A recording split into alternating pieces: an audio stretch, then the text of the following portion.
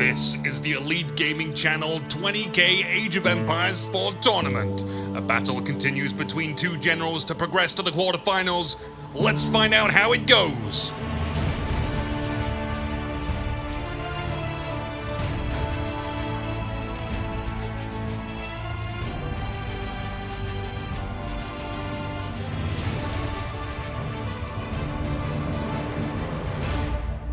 Welcome, strangers. My name is Anuki, and this is a continuation of the rivalry between Don Artie as England settling in the north of Highview, a magical, wonderful, whimsical location full of trees which obscure vision.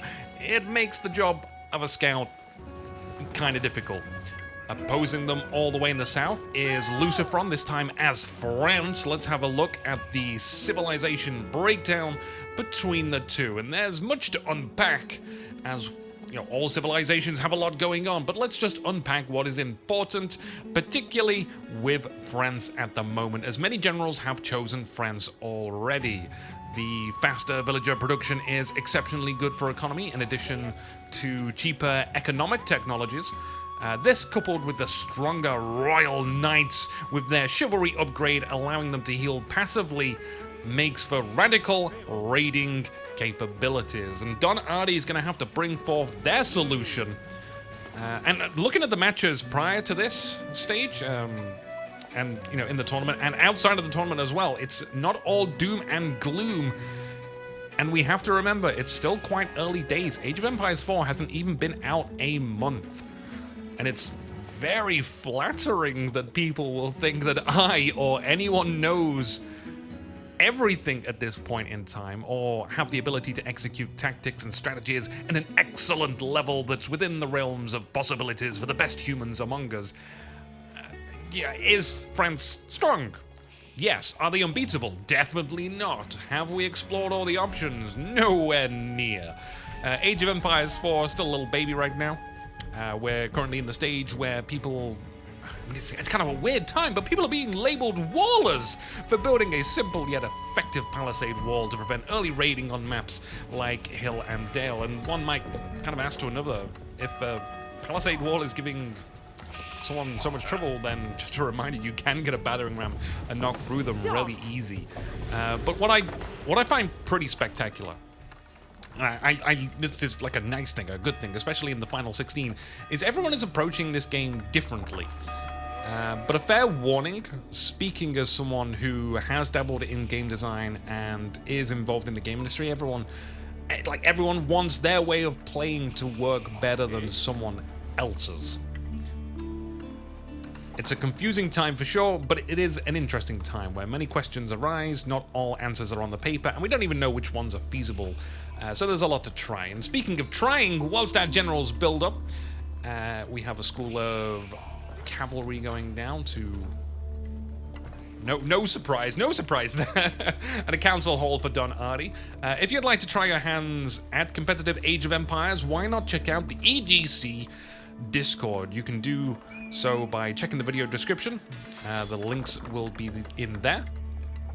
There's a lot of excitement for what's to come over at the EGC and for competitive Age of Empires 4 play, but even if you aren't competitive but would just like to follow the top players, then that's a good reason to join too. I'll be looking to cover all of the coolest matches, but I also want to meet you. Yes, you, that's right, Dave. Just picking on any Daves listening there. Sorry if I scared you, Daves. So here on the Ironcast YouTube, we'll also be covering some casual games as well. It's all part of the fun, so if you want to get involved in the productions here on this channel, you can check out what we'll be up to as well through the Ironcast Discord. But let's return to the show with our players, as their first landmarks will soon complete. We already have a barracks out here for Don Artie, which is...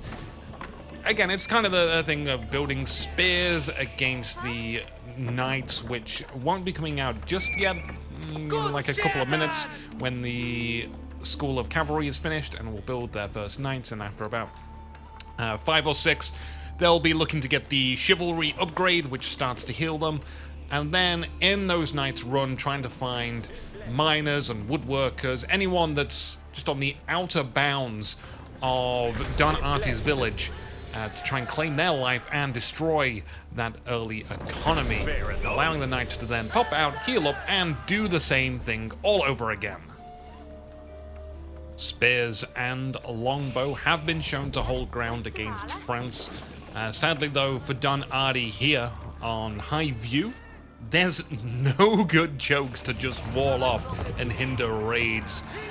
So they can come from any angle, and to make matters even worse, with so much stealth forest, it's gonna be very difficult to see any Royal Knights coming. Lucifron has such an advantage, but, you know, maybe Don Artie's village, hidden in the leaves, can find their way. The first knight already going to rendezvous with Don Artie for some very unpleasant lancing times. Spears at the ready. The woodworkers and farmers will be absolutely thrilled to have them nearby. Lucifron's knight arrives on the scene, but I don't think they can do too much just yet as a solo royal knight.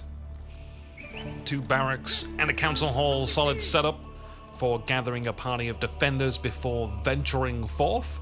Lucifron's scouting at the back where the gold is, which would be much more susceptible to some raiding. Will they send their knight there? And all these buildings here as well. Like, they're not just randomly positioned. They're intended to create plenty of chokes, which will favor the defense of the settlement. Don Artie running around with their scout through the stealth forest will catch those 2 royal knights on their way. Lucifron scouting the back where the gold is. Definitely a more susceptible place to raid. Plenty of time to just enjoy the music as well. Spearmen hanging out on the left, guarding that entrance to the wood line. Just for some interesting stats, I think it takes about 2 woodcutters and 5 food gatherers to sustain non-stop spear production. And those spears just casually move into the path of the knights, deterring their attack. Also, I think it's a little bit more wood for longbows and less on food for them. So you could probably say right about now Don Artie is maxing out on their production potential with 2 barracks and a council hall.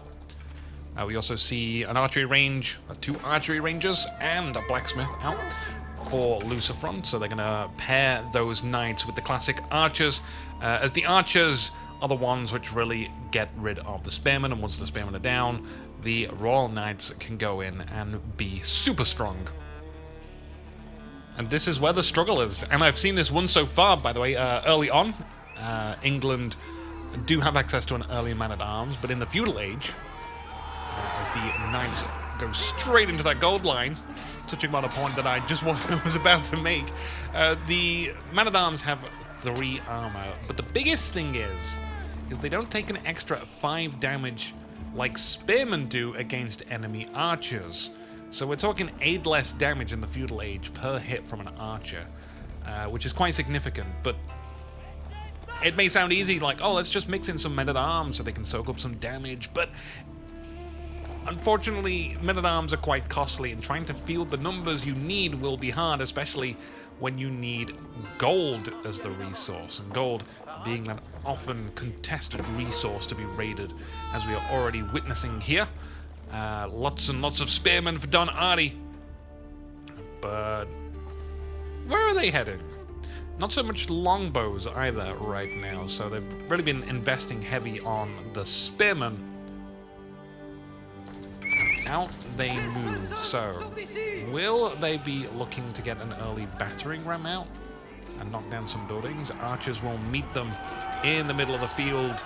Lucifron doesn't even need to kite backwards. The spear get right up in their faces and then turn around. The knights will even try and lock them in, just getting some of that charge damage off, as well as a few more arrows to weaken Don Artie's defensive party.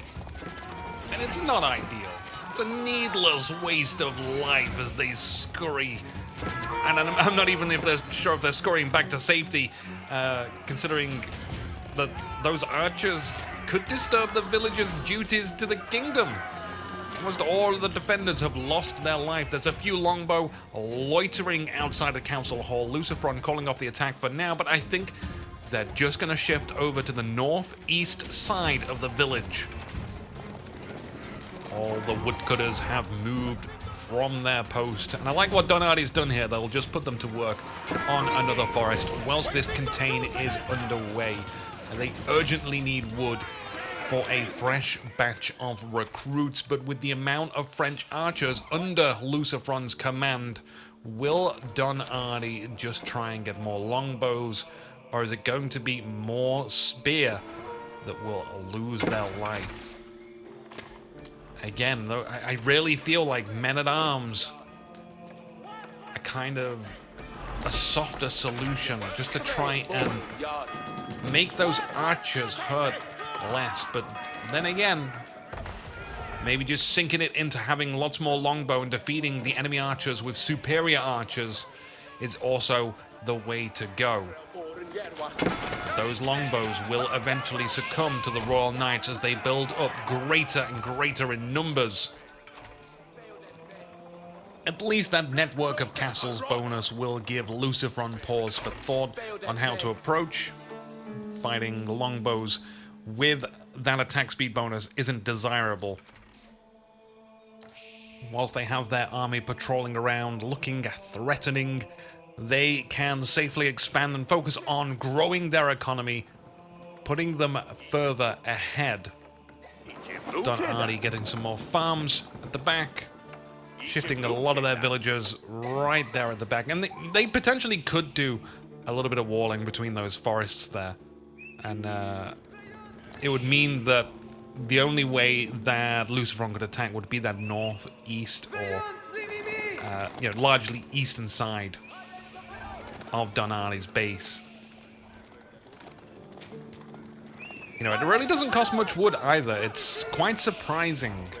I like to give the statistic that to completely wall off one of those farms with 8 fully occupied workers only costs 160 wood. 160 wood preventing the raiding of a whole farm.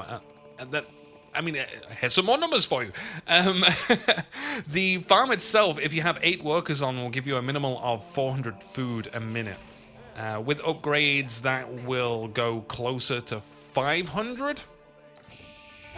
Anyway, put a pause on that for now because Artie is attacking. They want to take Lucifron by surprise, appearing from the stealth forest to engage on the berry-picking villagers.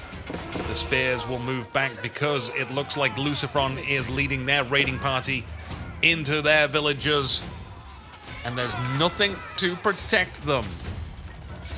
They go for the town center. It's the only safe place that they can hide. A few spearmen are coming out, but in the numbers that they're in, they are going to need more help.